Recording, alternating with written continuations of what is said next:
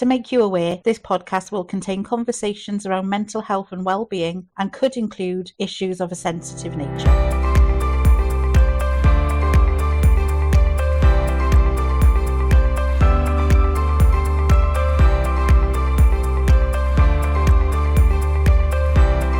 This is a podcast from Turbine Talks CIC. Yesterday was Time to Talk Day. We're shining a light on the power of sharing our stories and breaking the silence and stigma around mental health. Our guest today is Chris, a resilient entrepreneur whose journey from redundancy at just 23 to experiencing homelessness, struggling with mental health and ultimately building a self-sustaining future, nothing short of inspiration. Through his story, we'll explore the emotional toil of uncertainty, the impact of stigma and the importance of reaching out for help. But most importantly, we'll talk about resilience, recovery, the power of turning pain into purpose and what hope can look like. Chris, thanks for being here today. Can we start at the beginning? My name's Chris Birch, and now I'm the vice chair of a new CIC that we're forming. But my background is in entrepreneurship. I've had quite a few businesses that I've started, built, and sold, and they've been UK-wide, European-wide, and in lots of different areas as well. But I mean, the reason I wanted to thank you so much for having me today. The reason I wanted to come on today is because it's not all been plain sailing, and I thought it would be a great opportunity to talk about that. When we were kind of discussing this episode, and I was learning everything about you, I was reading through it all and thinking, wow. So let's kind of dive into it. I think, would the pivotal moment be when you were about 23, when you faced redundancy? Can you take us to that time? And, you know, what was that like for you? Do you know, that was really difficult. So I worked in one of the largest banks in the world. And I had 2 clean years of being the highest grossing salesperson in the UK, which is huge in that size organization. And I thought, to be honest with you, Patrick, I thought I had a job for life. I thought that was me for the rest of my life. I'm going to work in banking in some description or another, and I'm going to work in sales to some description or another.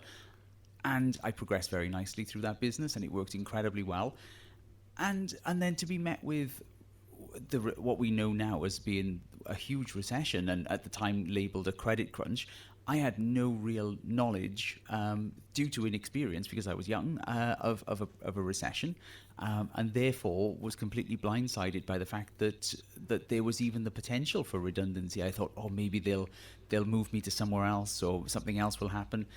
But no, I applied for a different position within the company, and because they were restructuring the organization, my job was no longer a job. So I found myself completely redundant. And if I'm totally honest with you, Patrick, I thought I would be able to walk clean into another banking job in my complete naivety as an early 20-year-old. I thought I would be able to just, you know, go down the street and find another bank. To be honest with you, I did find another bank that were actually employing. And I did my training, which was 2 weeks. And I walked in one day and they said, oh, we're closing the office. And I thought, oh, okay, that's really interesting. So basically redundancy within 2 sets of redundancies within 2 weeks of each other. So it was a really strange experience for somebody who at that point thought, you know, job for, I know that sounds ridiculous. It does, yeah. Now, but no. A bit of a job for life, you know. Mm. Talking then about your immediate reaction, I suppose. When you were that young, how did that kind of impact your sense of identity and your worth as well? There were so many people who worked in that business around me who were, in my opinion, and I still feel this now, who were less valuable into the organization than me. So I felt like my self-worth just went from at 100 to less than 1%. You know, it was overnight. It was a complete loss of confidence, thinking, well, why don't these people want me? I'm doing an incredible job. Why wouldn't you want me? And so that took an awful long time to sort of reprocess that. But that came amongst lots of other things that happened as a direct result of redundancy that meant that I didn't have the initial time to deal with that. And it's only in hindsight. And, you know, that was 2008. Here we are now, 2024. And it's only in the last 2 years that I think I've been able to completely sit down and have 5 minutes and think, do you know what, that was actually a really, really tough time. It is surprising when you sit down and you reflect, because life just carries on. It carries on and carries on. And as we'll talk about shortly about with your story, you kind of didn't really catch a break, I suppose. No, basically what happened is I went from redundancy thinking I could walk into another job, suddenly realizing I couldn't, and then realizing that, hang on a second, I actually can't continue to pay my bills without a job.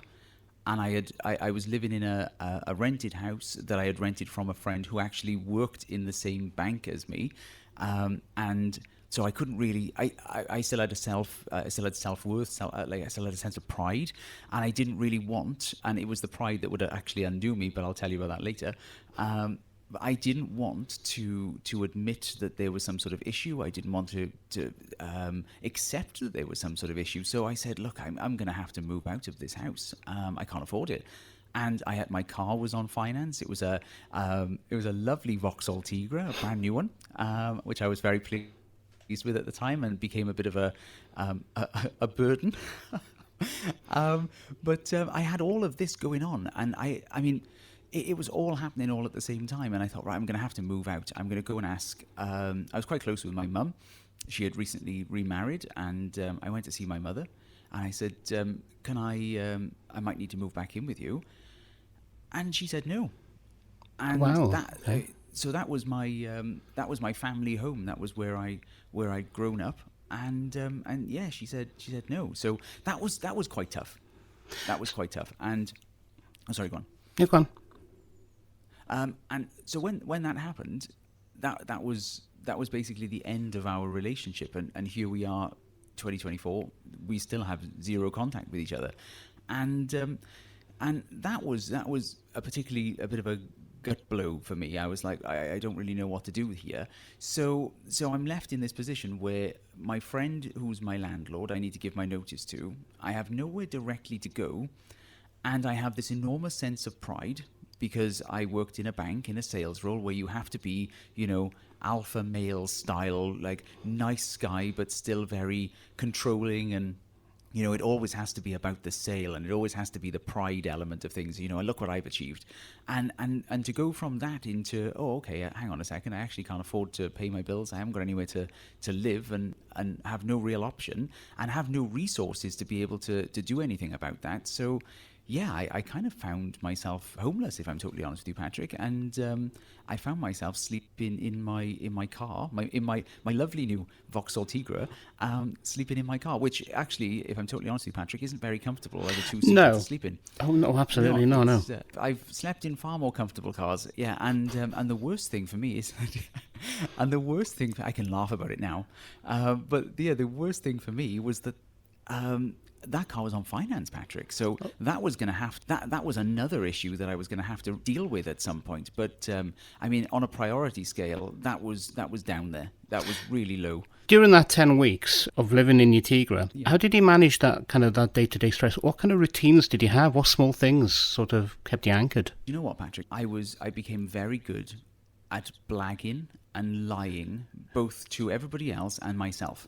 That was tough because I had convinced people that I wasn't homeless, because I was still going to see friends and things like that. And I said, oh no, I am. I'm in the middle of moving at the moment. And I would turn up in the car, and I would sofa surf. I would do that. And I would stay on people's sofas for the evening and that sort of thing. And of course, you jump in the shower the next morning. So I'd be like, right, okay, I've had a shower there. That's fine. I would keep some sort of routine going, because routine for me has always been keen. I am always a fairly early riser in the morning. I always have a bit of a semi-routine in the mornings, and that for me, even though there was the homelessness element of it, I still had to have a routine. So I'd still get up early. I'd make sure, because my car was parked outside privately owned industrial estate. So because I knew that if I was off public land on private land, I know this sounds really conceited, but it's the truth. I knew if I was there, then my car, because I didn't know at this point if my car was going to be repossessed or anything, I knew if it was on private land, it would take far more effort to do that.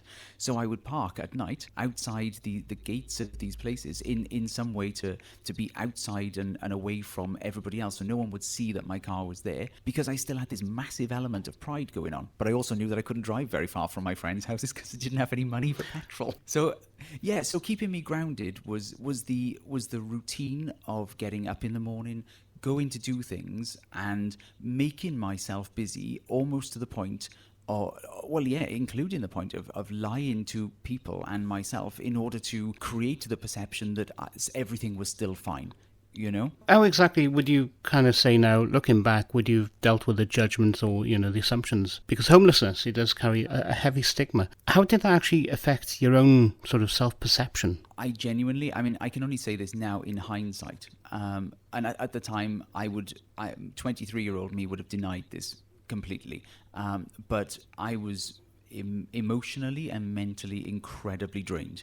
I was it took everything away from me, because you've got, like, I mean, I'll be completely honest with you right now. I mean, now I am still not, because my self-worth at that point was valued against my income, if I'm totally honest with you, and the things I had around me. Less so now, far less so now. But then I was actually on more money then, including bonuses and things like that, than what I am now, which is absolutely incredible. It shows the complete difference in time. And then I attached my complete self-worth to my bank account. And so if you can imagine that going from fairly full to ridiculously empty and overdrawn, that was a direct correlation to my feelings and my mood and my ability to do anything. My emotions and I was very stunted. I was actually quite emotionless, and that sounds really strange to people who haven't been through this. But you actually go through, well, in my instance anyway, you go through this period of not knowing who you are and what you represent anymore. And so you feel a little bit emotionally numb. Well, I certainly did, and I wasn't able to comprehend what was happening to me. And I think that if I had become in any way emotional, that might have been a little bit overbearing for me, and I don't think I could have controlled that. So I was keeping a check on my emotions by being emotionless. Yeah, it's like a protective thing, isn't it? Oh yeah, 100%. I was really protecting myself, and ultimately, I think that that's not the best idea, but I think it's a coping mechanism, and it was the only one I had available at that time. And I think if that ever happened to me again, I think I would probably end up in a very similar mental position, in the sense that I close myself down and you become emotionless. And I think as a coping mechanism, there are far better ways of dealing with things, far better ways of dealing with things. But for me, at that point, in that moment, that probably worked quite well for me, because I think otherwise I would have probably found myself in something far worse, far quicker. What made you hesitant to reach out? Because we talked about how you were surfing and homeless. How did keeping those kind of feelings inside affect you? Do you know, it was incredibly tough. It was incredibly tough. And I don't know why I didn't reach out to people. I mean, I still think of that now, Patrick, and I think, why didn't I do that? I mean, that's just silly. I mean, I mean, but I also wrestle with the fact that I can remember the mindset that I was in at that point, and I can also think, I wouldn't have reached out for help. And I'll tell you what it is, Patrick. It is complete pride, because the perception. I mean, my dad is absolutely fantastic, and he had an enormous sense of pride in me. So did my grandparents. So did my mum, up until the point that she didn't. They all had an incredible sense of pride, because your son is going to work for a bank. He's doing incredibly well. He's getting all these awards. Everything is going really, really well.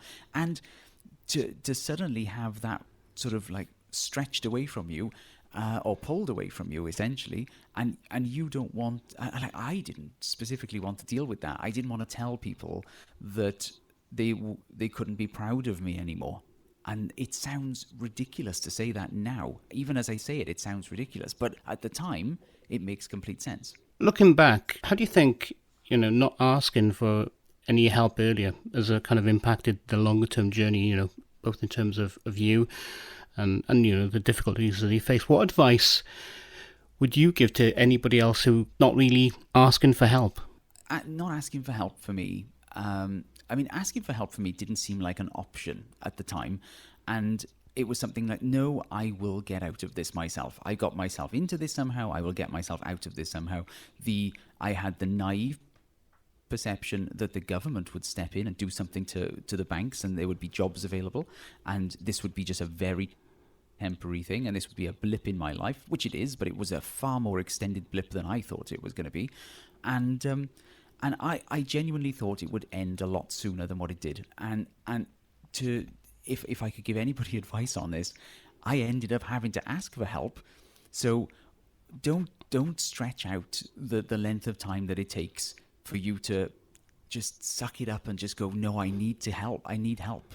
I need someone to lean on. I need someone who I can tell them what's going on, because this was all just completely bottled up inside. Nobody else knew what was going on here. This was just self-contained, and it was eating me up very, very much inside. And it took an awful lot to hang on to that. And it's an incredible mental and physical burden. And I think that if I had reached out to somebody sooner than 10 weeks, because that's a long time, if I had reached out a little bit sooner, then perhaps it would have been solved in 3 or 4 days, rather than 10 weeks. And I don't think, if I think back to it, Patrick, I really don't think that my mental health that deteriorated quite badly, more so afterwards, after the 10 weeks, I don't think that would have been so much of a problem. Do you think there was a turning point during that period? Kind of what made you decide to reach out for help, or to start making changes? It got to the point where I thought, I knew, because of working in banking, and finance, I knew that I only had 3 months of non-payments on that car before potentially it was going to get repossessed. And I thought, where am I going to go? If someone takes this car from me right now, which has all of my personal possessions, minimal as they were, in this tiny little boot, if someone takes that away, where do I go? What do I do? I am going to be literally on the side of a road on an industrial estate. What do I do? And I thought, right, okay, what I need to do, I need to confide in somebody. And I went for I organised a coffee with my dad at my nan's house, which is his mother. We went for a coffee and we sat down, had a chat, and I seemed very together. And very good at acting there, Patrick. I seemed very together, very, very with it. And I led them down the garden path of them needing to ask me what I was doing at the moment, because bear in mind, they had no idea about this. So I almost lured the conversation down a particular alley, which, you look back at it, and perhaps it was a little bit, I should have just come out and said it in the beginning, but I didn't. And so I lured the conversation down the road of, I actually haven't got a job anymore. And they said, oh, okay, well, what are you, coping? Where are you living? And I said, well, I had to move out of the house, so I'm just sort of like finding my way around at the moment. I'm staying at a few friends' houses, that kind of thing. I very much downplayed it, very much. And they said, oh, and my nan instantly said, well, there's a spare room upstairs. Go and put your stuff upstairs, and you can stay upstairs. And my dad said, I tell you what, he said, have you got any money? And I said, well, no, I literally have nothing. I wrote a bounce check the other day, and don't worry, I've paid that back since. But yeah, I was in that situation, and I thought, God, Patrick, I thought, blinking heck, this was really easy. What stopped me before? Why did I hang on for so long? And my nan said, oh yeah, you go on upstairs, you carry on, you stay here as long as you need to. I tell you what we'll do. She, after I took my stuff upstairs, my dad and my stepmom were still downstairs, and they said, right, what we'll do, your nan actually helped your cousin a couple of years ago get a flat or an apartment or whatever through the council. So what we'll do is we'll do something like that for you. Your nan's got all these contacts. She's had to do that before for your cousin. So on Monday now she'll go and sort this out for you. And I said, oh, okay, that would be great. It'd be great to look at that, as an option. Like I had an option, but I thought this was very much still my mentality. This sort of massive ego pride thing where it was. So my dad gave me some money, and a few days later, I had a message from my mother. Which that was probably the last message to say, you've had a letter come to the house here. Someone is trying to find you because your car needs to be taken away. I got a copy of that, and my car was taken away, I think, about 6 or 7 days later. So I was very much borderline there. Very, very borderline. Yeah, the car went, and I found myself staying at my nan's house. And I thought, honestly, Patrick, and I still think about this now, and I think, well, why wait all that time? Why when I was sat all by myself in that car for all that time, did I think why didn't I just go and ask my dad? Why didn't I just go and ask my nan? Why didn't I do that sooner? And the only thing that I can put in the way of that, the only barrier that was there, was a sense of self-pride and ego that was stopping me. Would it be fair to say I think that's a male thing as well? Yeah, and do you know, Patrick, it's a male values thing. Yes, absolutely. It's up there. It's one of those things. If you're not allowed to fail, and because you're not allowed to fail, you often don't try. There should be more spoken about that. You should be allowed to fail. There's always kind of a stigma associated with you failed, or the negative connotation of, well, you've done that wrong, you're struggling, man up, that kind of thing too. Oh yes. What about everything that you had there, all that support? Now, did you struggle? Would it be fair to say you struggled with accepting all the happiness that followed? And about the suicide attempt, yes? Yeah, so could you share more about that, please? Absolutely. So it's actually strangely important to the entire homelessness thing, because you get to the end of the homelessness, which was 10 weeks. My nan got me a flat in Hengoed, very very nice too. It'd only recently been built. It was lovely, and we go through this entire thing, and my life is very much together. And we're talking about 6 months down the road. Even in hindsight, I can't entirely rationalize it, but my mental health took very much a decline for about 4 weeks leading up to this point. And it was, as I say, about 6 months after. And I felt like I can rationalize it a little bit more now. I felt like I wasn't worthy of the help that I was given, and because I hadn't earned it. And that sounds ridiculous to say, but it's very true. And yeah, I wasn't worthy of all of this support and this free stuff that I had been given, and I hadn't worked for it, and I had failed as a result. So I wasn't. And you know what? I don't know what trigger happened in my head, but it was one day. I knew my granddad my granddad, who already lived up the street with my nan. They had morphine. My granddad took morphine. That is for pain and this, that, and the other. So I went to their house and I took the morphine from the house. And I knew one sort of thing would send him off to sleep for the evening. So I took 10. And I kid you not, it was only because a friend of mine, she came to the house completely unexpectedly. Came to my flat completely unexpectedly.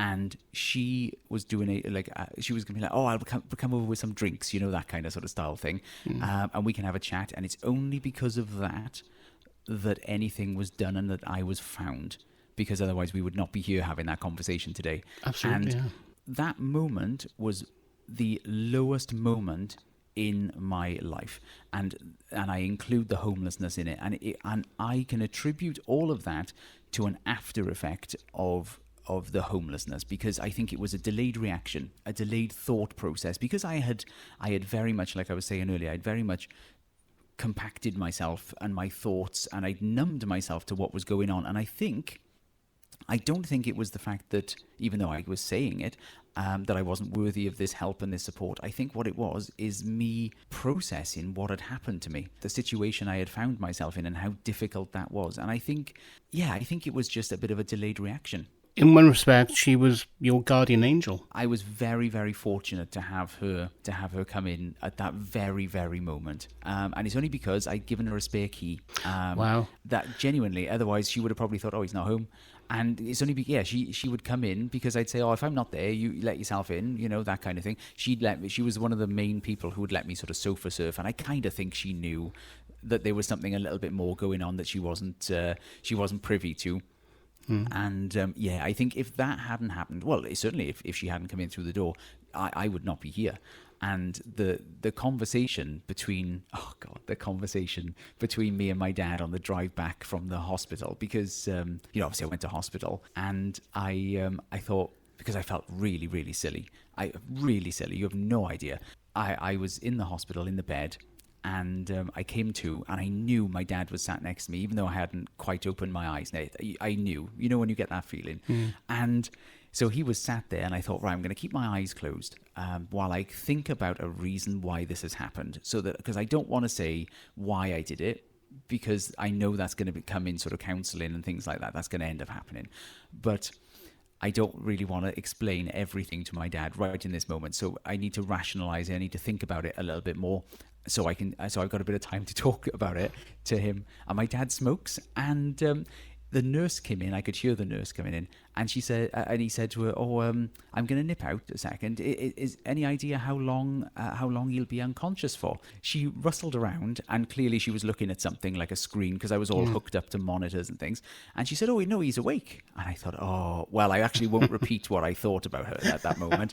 But yeah, I thought, "Oh, right, okay." So I was like, oh, eyes open, right. And a bit of a follow-up within the hospital before they let me leave, which was quite extensive, actually. On the car ride on the way home, my dad and I sat in pretty much silence for a while, but he said, "Look, you don't have to explain to me why you did this. You don't have to. If you want to tell me, you can tell me. You don't have to tell me now. You can tell me in 6 years' time. You can tell me in 20 years' time. I don't care." He said, "You don't have to say anything at all, but I'm here if you want to. If you want to talk about it, you cannot do that again. You can't do that again." He said, "You have to put everything in place to make sure you don't do that again." And because he had previously lost his sister to suicide as well. Oh, okay. It hit him pretty hard. Thankfully from there, I built myself up very, very nicely with the support of people around me and counselling as well. How did that actually help, to change your perspective on life, and what kind of role has it played in the recovery of you? In terms of counselling, I mean, I will be fair, Patrick. Previous to that, I held zero weight in counselling. I thought it's just people having a nice chat. I will still, to a certain extent, say it's people still having a nice chat.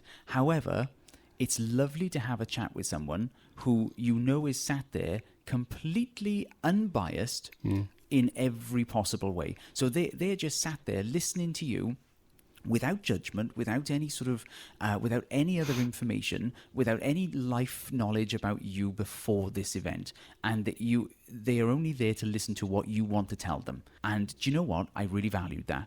I thought that was fantastic, because you can sit there and you can tell them everything, and they're like a sponge. They're absorbing absolutely everything that you say, and they have the emotional and the logical reasoning to be able to say back to you things in a variety of different ways, and it makes you think, "Oh yeah, that was the reason I did that. That was the reason I was doing that." And steps were being put in place in this CBT sort of esque counselling. It was all being sort of put into place for me, and I thought, do you know what? That is the reason for that. That is the reason for that. And it was very much compartmentalizing the reasons for my decline mentally, and the breaking point, which was the suicide attempt there, and the pull back from that. It was nice to be able to have someone to, in an educational way, to be able to articulate it for me, because they had listened to everything I had said, and they had said it back to me in an educational, non-judgmental way. And it's also somebody that when I left that room, that nobody else knew. Nobody else knew that counsellor. Even if he was going to go home and tell his wife or whatever, it wasn't gonna be anyone in my circle. So I felt very comfortable in having that conversation. And you know what? That is something that is not very well advertised. It's, go to counselling, you can go to counselling, but that is the reason why. It's a non-judgmental person. That was probably the single biggest benefit for me, is just to be able to have that conversation. And there are so many different aspects of counselling as well. And I think people's perception of counselling or therapy is somebody laying on a chaise longue and somebody sat on a chair listening to you, but it's not like that at all. That's the perception of it. As you know, it's not that at all. No, mine was to be honest with you, mine was on the cheapest NHS chairs you can possibly imagine. They were very uncomfortable, and I think I'm convinced it was deliberately done to keep me on my toes. Yes, and keep me sort of semi unrelaxed, so I would keep the conversation going and keep me moving and mentally sort of stimulated, because I was but it was very much, it was a one-to-one session. And he was a great guy. He's probably actually, at the time, is probably about the same age I am now. And he had gone through similar, not to the same extent, but similar sort of scenarios. So he was able to give me real-world examples of how he was able to cope in a non-judgmental sort of educational style way. Now, to be totally honest with you, whether he's exaggerated them or blatantly made them up in order to sort of like pass that on to me, I don't know. But it worked.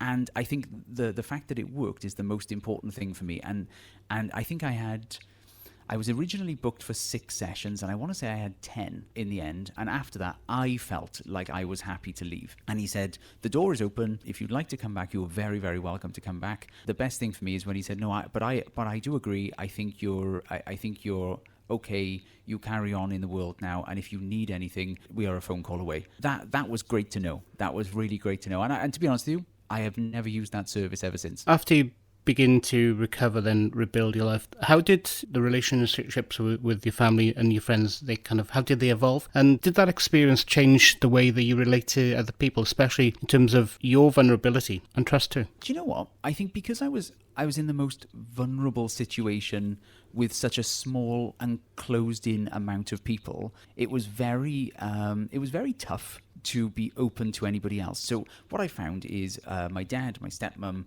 my nan, and my granddad, they were the 4 people there at that, and my one friend there. So the 5 of them, they were there at the very, very sort of darkest hour and seeing me at my most vulnerable.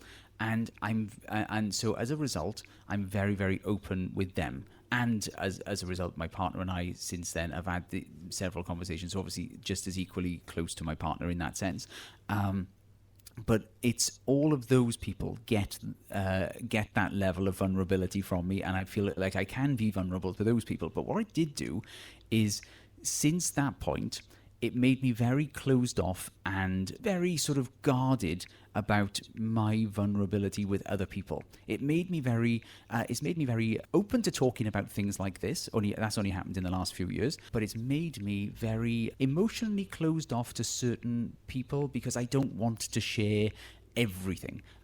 Because I find that if I do, I don't know. It's in the strangest possible way. If you overshare, it may come back in a negative way at some point. And I suppose in one way that sounds a little bit irrational, but it's true. It's based on experience, you know. And it is true. That kind of idea of oversharing, that idea, you think that's irrational. It's not. It does happen. It's happened to me personally as well. So I can kind of empathise with that idea of that too. Through the journey that you've taken, what have you learned about the importance of mental health and well-being, and how do you maintain that mental health today, especially with what you do now? Well, I am a very sociable person, as you well know.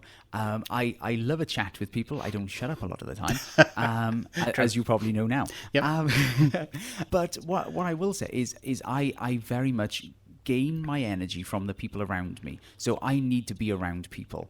And I recognize that in myself. And I know that if I am sat at home doing nothing for several days in a row, my mental health deteriorates. Okay? And not to any way near the situation that we encountered ourselves with previously, but I know that it's a slippery slope, and I'm very much aware of that. So if I ever feel like I'm in a situation where my mental health is deteriorating a little because of the lack of human contact, even in the briefest of ways, I make sure I do, and that's why I found myself volunteering. That's why I found myself doing sort of other bits and pieces, because otherwise my contact with humans is minimal. And if I'm totally honest with you, the Teams and Zoom and these sorts of things, they don't cut it for me. It has to be face-to-face. It has to be in person. And even if it's in a coffee shop, even whatever, I feel like I get my energy and I get my sense of mental well-being from other people, being around other people and just chatting with other people. Equally, I also now know that can be, as much as it can be energized, it can also be draining. So I need to know when to shut that off and have time for just myself. And so as a result, I've got I've got 6 dogs. So wow, and okay. That's, and sometimes, Patrick, that's 6.5 too many, but I've still got them. So I find myself, when I need to recharge away from people, I've got the dogs, I've got my partner, I'm very lucky that I live very close to lots of parks and these sorts of things, and that I can go to these places and just have a bit of an unwind, a mental unwind as well. But yeah, it can be tough. It's not. I think it's not as straightforward as people think. People always, in my opinion, people always think, oh, you're emotionally, oh, you're fine. You're a great success and this, that, and the other, and you're doing this and doing that. And you forget that behind the perceived success, I use air quotes there. Behind the perceived success, you look at, there's still a person. There's still a person who's had a myriad of backstory here that people aren't aware of, and yeah, I think that's.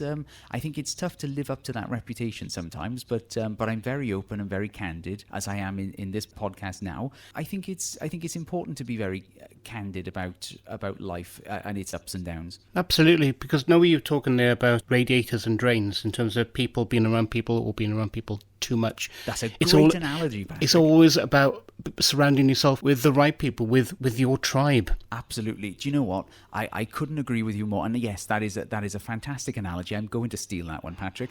Yeah, you're quite right. I think you can be around the wrong people and it can really zap you. And that can be in multiple ways. And I don't enjoy and I don't enjoy being around those people, but it takes me a little while. I don't know if it's the same with everybody, but it takes me a little while to fully realize someone.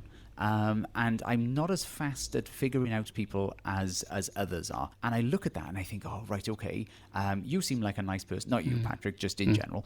You seem like a nice person, and it turns out that you're not. But some people can get that instantly. Yeah. And for me, it takes a little bit of time.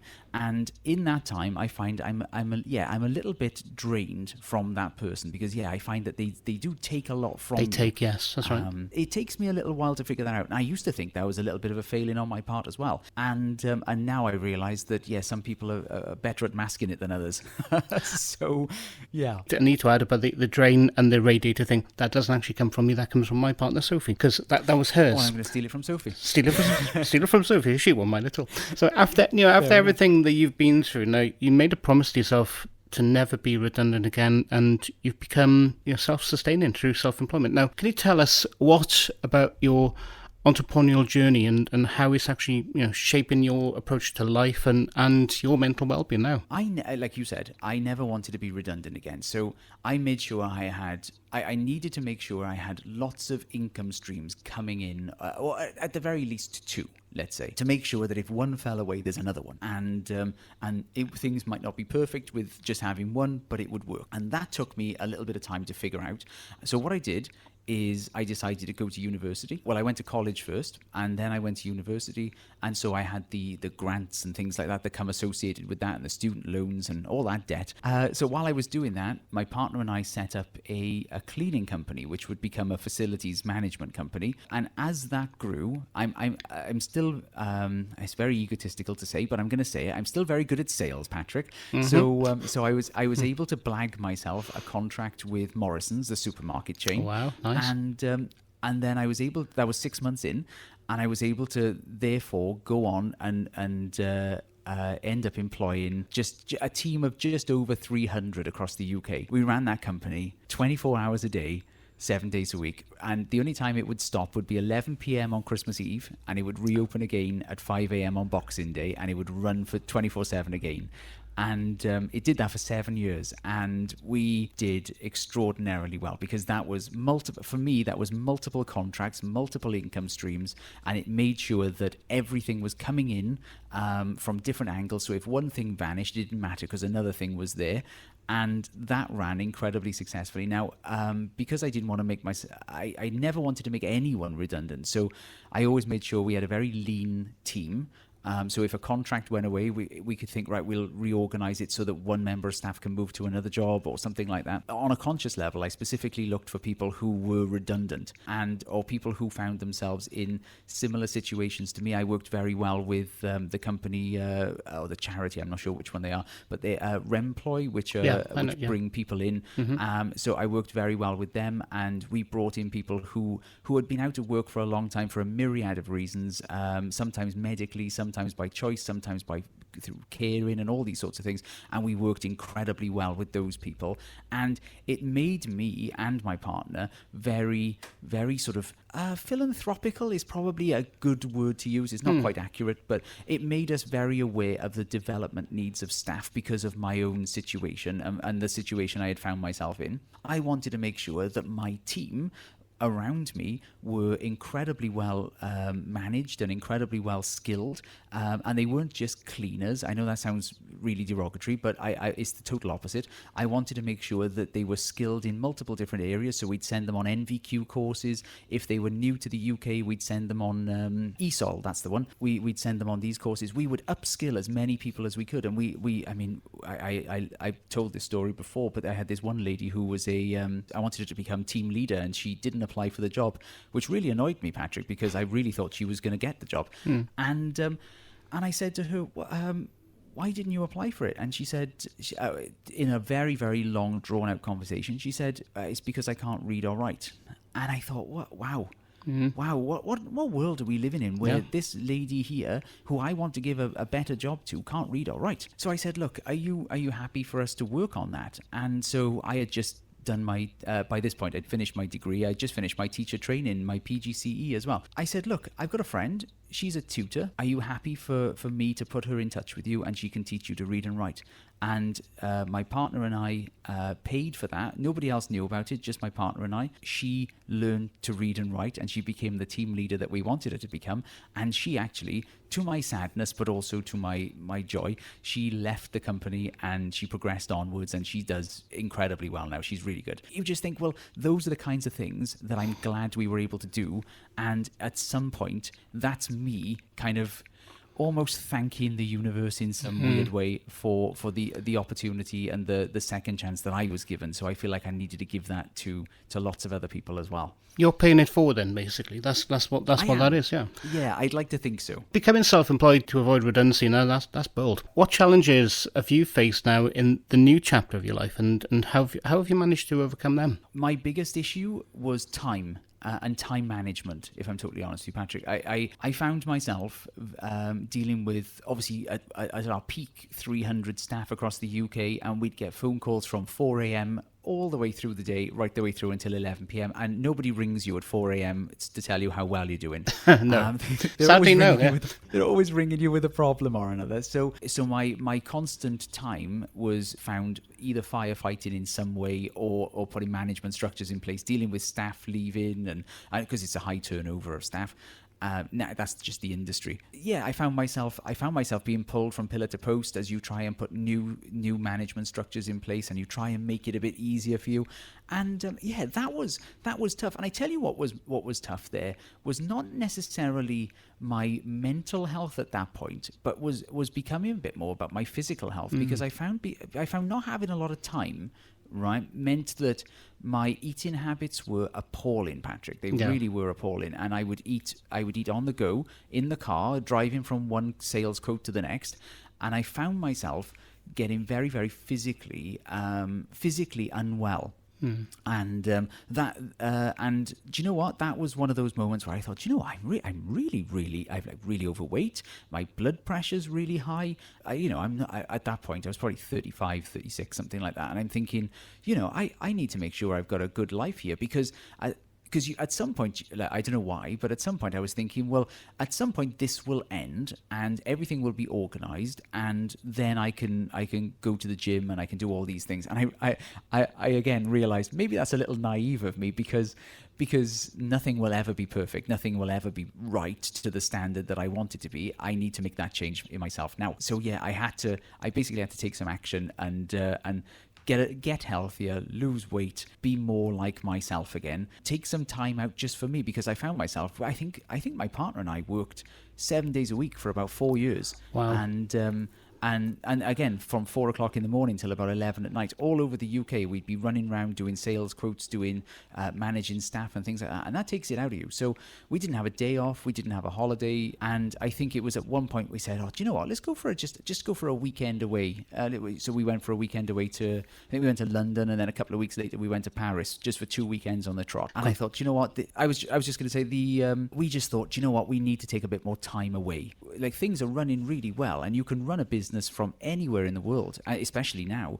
And I just thought, well, no, now is the time to sort of maybe take a little bit of a slight step backwards. The only problem with that, Patrick, is that I'm very much, you give me nothing to think about and I'll think about something. And so what I ended up doing is we ended up diversifying that facilities management company, and we ended up starting an accountancy practice, a property management company, and an estate agency, all within 10 months of each other. And they all did extremely well off the back of that. We diversified those businesses out, and thankfully, just before lockdown, we had signed for the sale of the facilities management company, and just into the lockdown in 2020, we signed for the sale of the accountancy practice. So yeah, that was a great time for me, and I'm very happy still being entrepreneurial, but in a totally different way now. Sharing this story publicly, it does take a lot of courage. So what motivated you to start talking openly about your experiences, and what impact do you think that and hope that your story will have on other people? First of all, the reason I've decided to tell this story essentially is because I see so many people burning themselves out, especially in a post sort of COVID world. Everybody is running around and to a certain extent chasing their tails, especially some entrepreneurs. And I tell you what, Patrick, I don't know if it's just a generational thing, but I find it's mostly, only if I can say it, millennials. I do find that is the case, and it's my age and my demographic that seem to be very much the target of potentially burning out. Yes, and I also think that there's an enormous pressure on people who are aged between let's say 18 and 25 to be some overnight success, some huge success, and whether that's as some sort of influencer, whether that's some sort of massive entrepreneur, and you're not allowed to fail. That's still a cultural thing, and particularly in Wales. So my reason for basically telling this story so publicly is because I think people should know about these sorts of things, and people should be aware that these sorts of things happen, that failure does happen. And just because you fall it sounds such a cliche in some way, but just because you fall doesn't mean you can't get back up. I think that's really important, that people need to know that. And yeah, and I'd like to be able to tell that story, and I'd like people to know that is something that maybe they can take away just the slightest thing, the slightest piece of information away from what happened with me, and move that forward as a result. It's interesting what you say about millennials. I can't say it either, because it is the generation, because the way tech has changed, and with reality TV, with TikTok, everybody wants to be famous. Everybody thinks they can become rich really easily, very quickly. But is there any sort of background to that? What happens when they reach the top of that Maslow triangle, as it were? It's so difficult, because even when you do get to the pinnacle, I mean, I would like to think that having such a large company, founded essentially from buying a £25 vacuum cleaner, I'd love to think that is an incredible story, and I'd love to think that we reached a really good pinnacle there, and to be able to found it, scale it, and sell it is such an enormous thing. But people only see the positive sides, and you forget about all the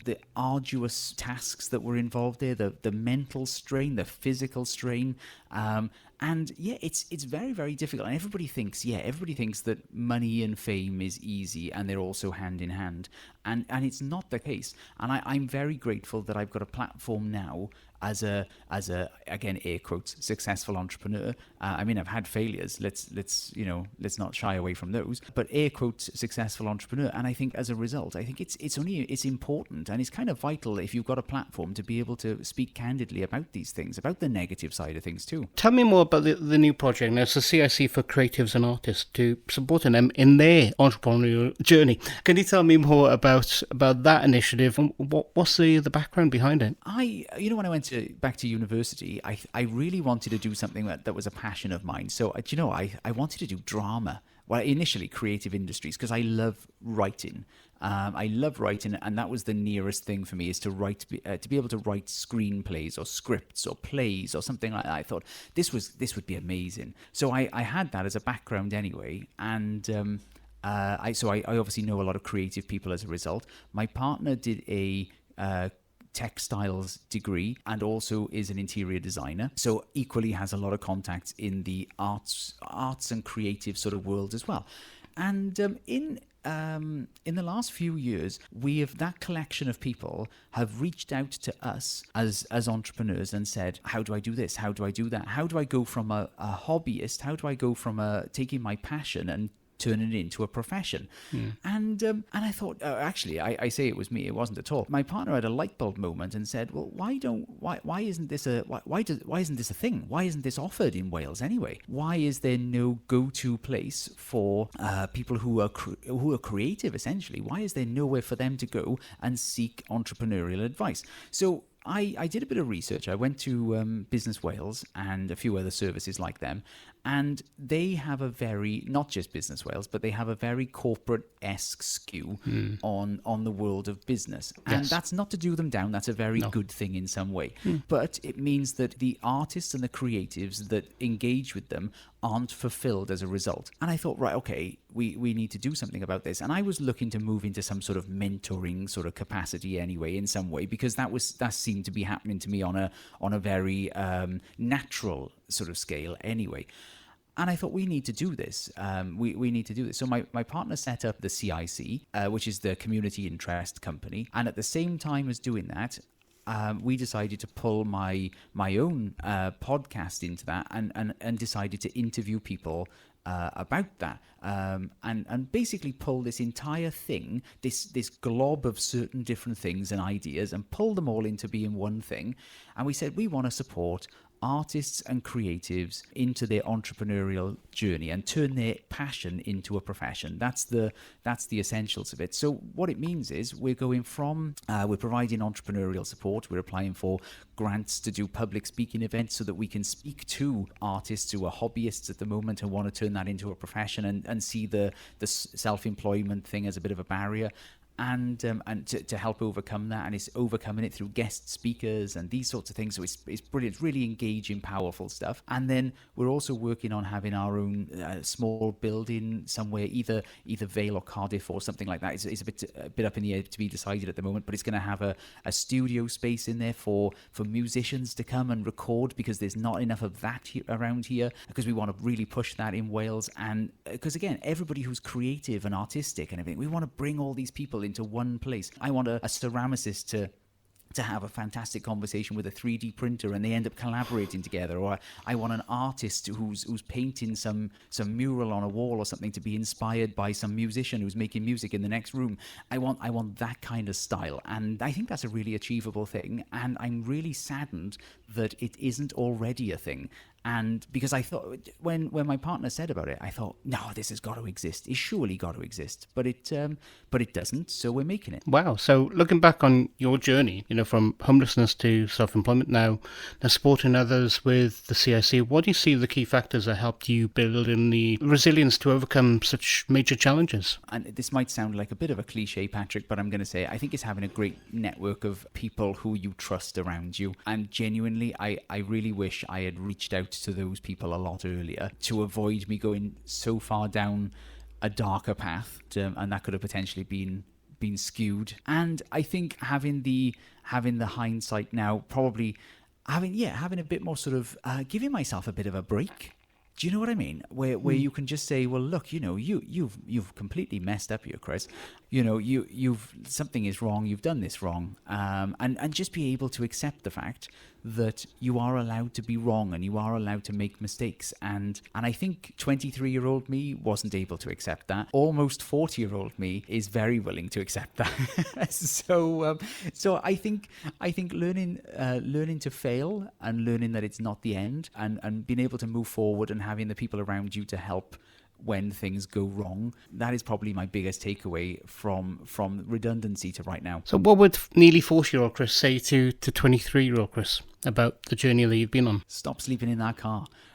No, no. I think 23-year-old me would be very, very pleased as to where I am now, even though where I feel like I am now is not where I could be had I not made a little slightly different decisions and things like that. But I think 23-year-old me would be very, very, very proud of where he will go, and could get there a little bit sooner if he accepted a little bit of help. What other advice could you give to people who are, facing something similar, whether redundancy, homelessness, or mental health challenges? Do you know what? It's tough. It's not the end, I would say. You might feel, and it sounds, if you're in that position right now, you are not going to listen to anything that I say, even if it's sound advice, because what you feel like you're doing at the moment is the best possible thing, which I completely agree with. But what I would say is take people into your confidence and speak to people openly and frankly and say, look, things aren't rosy. Things aren't great at the moment. I'm not doing so well. And have the open and transparent conversation with somebody who you can really rely on. And do it in person. Don't do it over the phone. Don't do it over some message. Don't do it over Teams.